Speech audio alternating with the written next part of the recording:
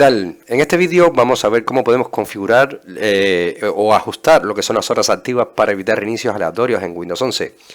Si no lo sabes, Windows 11 cuando instala actualizaciones o cuando necesita un reinicio, esto te pide muchas veces reiniciarlo, pero otras veces lo hace automáticamente.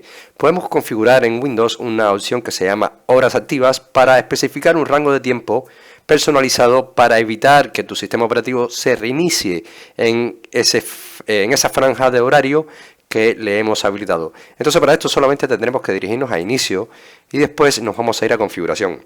Cuando estamos aquí en configuración entraremos a donde pone Windows Update y después nos vamos a ir directamente a las opciones avanzadas. Aquí haremos un clic en opciones avanzadas y verás que en este apartado, ¿vale?, tienes aquí una opción llamada horas activas.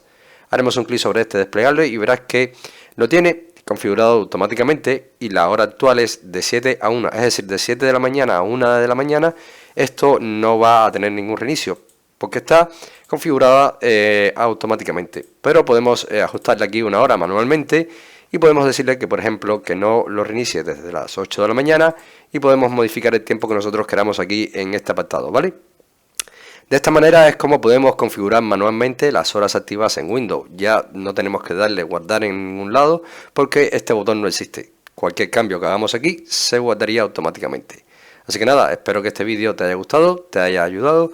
Y si es así, como siempre te digo, te invito a que me dejes tu like, suscríbete a nuestro canal y por supuesto nos vemos en un siguiente vídeo.